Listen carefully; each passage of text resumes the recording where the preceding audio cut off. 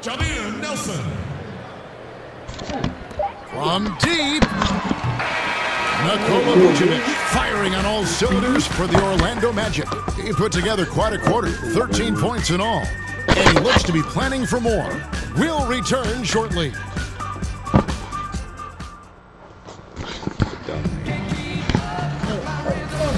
Well, not exactly a close game so far, but as the second quarter starts here, plenty of time for a comeback. And for the Magic here, they've been putting on a show, guys. So far, they've been active scoring the basketball, built up a little lead here, and looking good. Well, when you come out in the first quarter with that kind of offense, obviously the game plan is in full effect. Let's see if they can keep that momentum going. And a moment now to reset the lineups, courtesy of Gatorade, all fueled up for the second quarter of basketball. So for New Orleans right now, they've got Jameer Nelson. Tony Allen is out there with Solomon Hill. And there's Chambers, and it's Wells in at the shooting guard. And when you look back at the career of Shammy Wells, he has always been a player. You wonder why he isn't more effective on the court. Greg, great skill set, but always finds something to trip up on.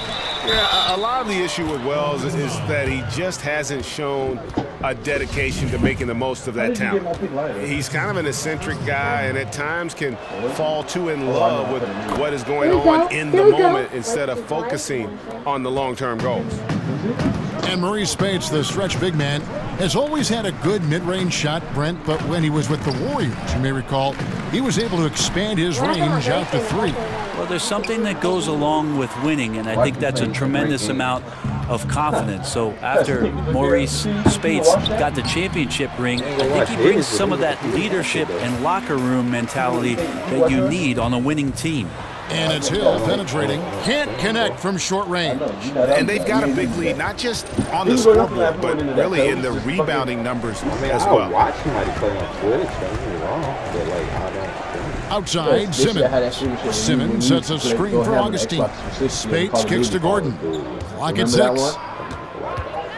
What about the old one? The World War I. Pass to Simmons. And they'll turn it over. Could not get off the shot. 24-second violation. Now let's take a look at how the shots have been divided up between three-point shots and two-point shots for the Magic. And boy, they've been producing points both inside and out. That kind of symmetry offensively is a great sign, and it's correlated with their early success. Hill passes to Chambers. And DJ throws it down. And really nothing like a good old-fashioned throwdown to get a team going. And Greg, they do need to get going. They wouldn't mind, shaving a couple more points off that lead right away. Yeah, they should bring out a big razor right now, Kevin. A great start, an aggressive move to show they're not going to lay down. And Speights gets it to go. This is some of what Speights gives you, not just a stretch guy, but a guy who can invite some contact on the inside and play right through it. Hill dishes to DJ. Makes the bucket. Now he's got 5 field goals, 5 for 8 in the game. No defender is going to have a shot against that kind of play. He's just too tall to stop that close to the rim. Second quarter of play with almost 3 minutes gone. Nelson against Augustine. Simmons sets a screen for Augustine. He was all alone on that one. Gordon's got 8 points. The defender must have felt like he ran into a brick wall right there. Really great screen set to give his teammate a wide open shot. Timeout called here. The Pelicans decide to talk it over. Coming into this, having notched a win against Cleveland in their last game. And this is why depth is so important. Next man up. And it's pretty much the philosophy for every good team in our league. But you're going to have injuries. You're going to have nights where there's foul troubles or the starters just struggle. So you need a strong bench to remain consistent in this league. It should be able to say sign in. So for the Pelicans, and Anthony Davis is checked in for Hill. Darius Miller comes in for Allen, and it's Drew Holiday in for Wells. So Orlando going with an almost entirely new group here. Vucevic checked in for Aaron Gordon. Isaac comes in for Hezonja. On the interior, the rebounding has been off the charts. pass to Isaac. Triangle To the middle. Hey, what's up? Yeah. Here's What's up with Spates. the alley hoops in the game? I hit double Some time. Like nice double ball time. movement by the Magic. Either you don't have the move. Peyton with the ball. Out guarded by DJ. Triangle, then you do it yourself. Here's Nelson. Good. And Miller gets the assist. Nelson's got his first basket.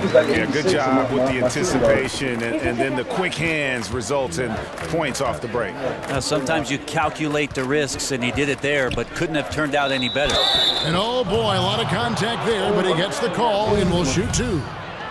And Elfrid Payton, the 10th pick back in that 2014 draft. And remember, the Magic looked at him as their point guard of the future. And last season, at times, he was coming off the bench. And it's been about that lack of progress as a shooter that I think is the biggest concern with this team.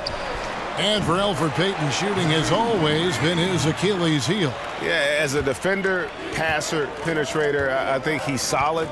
But shooting has become so important in our league right now. He needs that perimeter shot to really have a chance to get to the next level. Here's Fournier, and he connects on the jumper. The screen did the trick.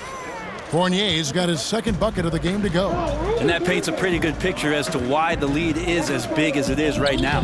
Here's Davis, and he makes good on the layup. And defensively, they are on their heels every time the ball comes.